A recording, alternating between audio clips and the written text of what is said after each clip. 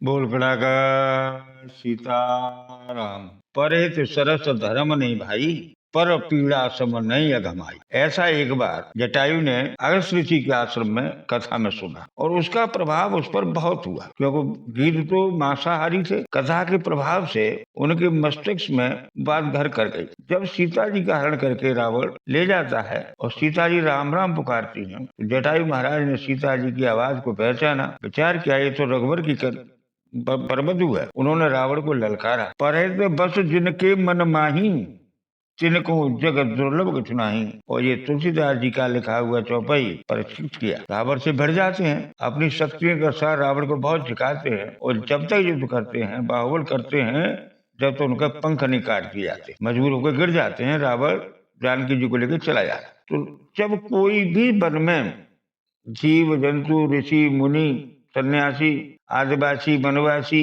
कोई भी सीता जी को बचाने नहीं आता है, तो एक मांसाहारी गिद्ध, जिस पे भारतीय संस्कृति की छाप लगी हुई थी, जिसके मस्तिष्क में अगस्त जी के सत्संग का प्रभाव था, वो अपने को शायद रोक नहीं पाया और रावण जैसे बलधारी से युद्ध करने के लिए आगे बढ़ा। और जब तक अपने प्राणों को बचाए रखा, जब तक उसकी सूचना उन्होंने राम जी को नहीं दे दी। राम जी ने जब जाकर गिद्धराज को रास्ते में पड़ा देखा, उठाया, गोद में उसका सर रख के उसकी अपनी जटाओं से उसकी धूल को झाड़ा और बड़े उसकी आर्तभाव को सुनकर बड़े दुखी हुए।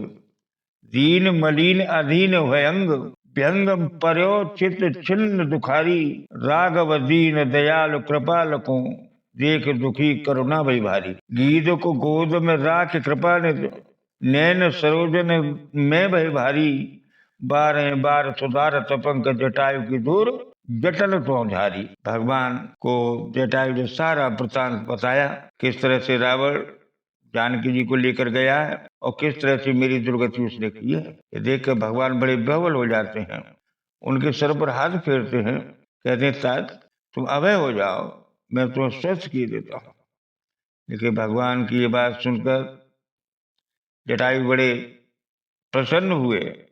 आपने मुझ पर कृपा की है दयानाथ, हे दीननाथ, हे करुणा सागर, हे दीन बंधु, आपने मुझ जैसे दीन पर कृपा की। गोद में मुझे बिठाया, जिसे कोई छूने को राजी नहीं, जिसके पास आने तक को कोई राजी नहीं, आप ऐसे दीन को, ऐसे अभक्ष भोजनकारी को गोद में लिया।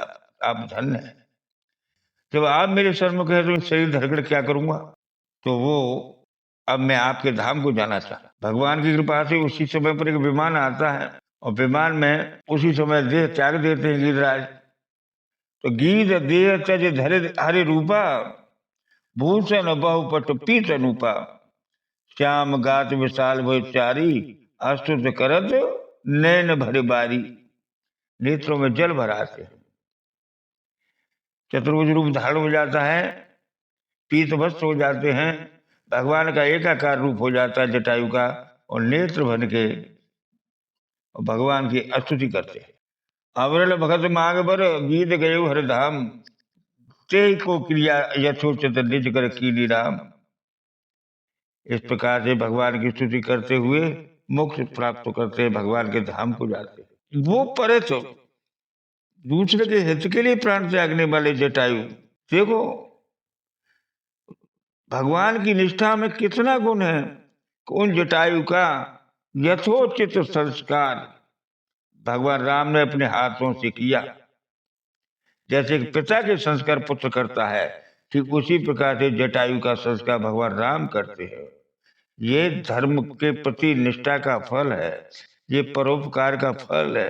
दूसरे के लिए शरीर धारण करने वाले हमेशा सुख और शांति भविष्य में एक ऐसा राह छोड़ जाते हैं जो सिखाते हैं हमें संसार में दूसरे हित करने से मोक्ष प्राप्त होता है, सभी संकट दूर हो जाते हैं। बोलो कड़ाकर सीताराम।